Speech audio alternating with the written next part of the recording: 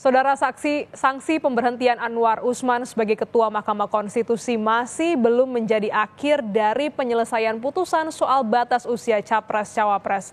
Pasalnya, putusan ini tak serta-merta membuat putusan nomor 90 tahun 2023 menjadi batal. Meski begitu, MK kini mulai menyidangkan pengujian kembali aturan batas usia Capres-Cawapres sehingga ada harapan perkara itu diputus cepat. Panggil pertama kali. Palu Ketua Hakim Majelis Kehormatan Mahkamah Konstitusi menjatuhkan sanksi pemberhentian Anwar Usman sebagai Ketua Mahkamah Konstitusi. MK pun sudah mulai menyidangkan pengujian kembali aturan batas usia Capres-Cawapres.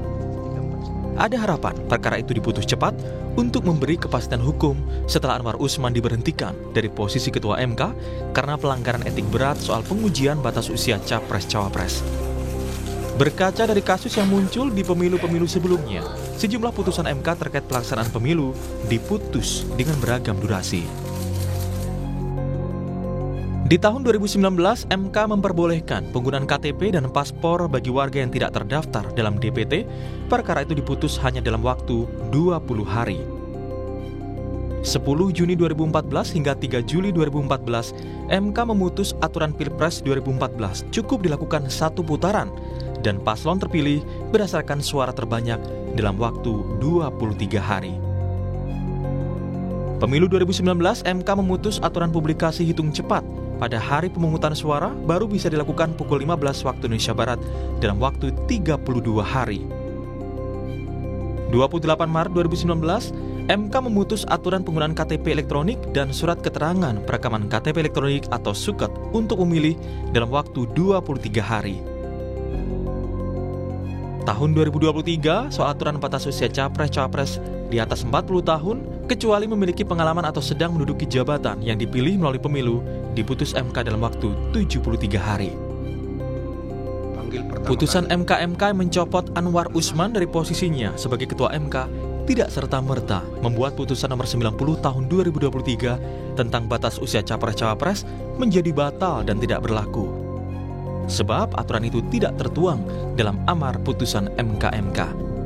Meski tetap berlaku, namun putusan nomor 90 tahun 2023 dinilai cacat hukum karena diputus oleh hakim yang terbukti melakukan pelanggaran etik berat. Ya, saya kira ini salah satu pemecahan karena memang banyak yang berpendapat undang-undang kekuasaan kehakiman tentang ini bahwa kalau hakim tidak mengundurkan diri dari perkara di mana dia punya kepentingan, maka putusan itu cacat. Di undang-undang kekuasaan kehakiman disebutkan harus segera diperiksa dan diputus perkara itu lagi, tetapi dengan majelis yang berbeda. Kalau ada keberanian dari Mahkamah Konstitusi yang minus Pak Anwar sekarang atas pengajuan permohonan baru dari Pak Denny dan kawan-kawan, saya kira ini bisa dilakukan apa yang dikatakan meluruskan dari cacat yang ada karena adanya konflik of interest itu, sehingga barangkali ini akan bisa kita dapat kepastian nanti benarkah misalnya Gibran boleh sampai kepada pencalonan yang dikatakan untuk menjadi cawapres itu. Mantan Ketua MK sekaligus Baca Pres Mahfud MD mengaku tidak menyangka jika Majelis Kehormatan MK berani setegas itu dalam memberi sanksi kepada Anwar Usman.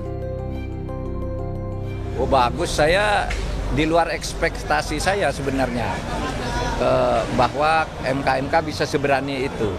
Dugaan saya paling teguran keras atau skor selama 6 bulan tidak memimpin sidang gitu. Tapi ternyata diberhentikan dan tidak boleh memimpin sidang selama pemilu. Itu kan bagus, berani.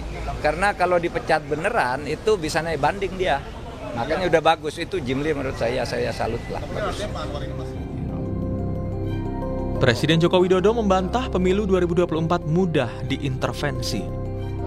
Menurut Jokowi, seluruh proses pemilu bersifat terbuka dan bisa diawasi seluruh kalangan.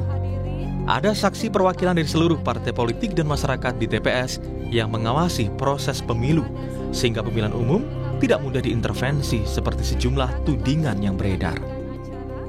Banyak yang menyampaikan bahwa pemilu kita ini gampang diintervensi. Diintervensi dari mana? Di setiap TPS itu ada saksi partai-partai. Pemilu ini pemilu yang sangat terbuka, bisa diawasi oleh siapa saja, oleh masyarakat dan oleh media dan lain-lain. Menanggapi putusan Majelis Kehormatan MK, Anwar Usman justru menyebut apa yang terjadi adalah fitnah dan tidak berdasar hukum. Anwar menyatakan sikap pantang mundur sebagai hakim.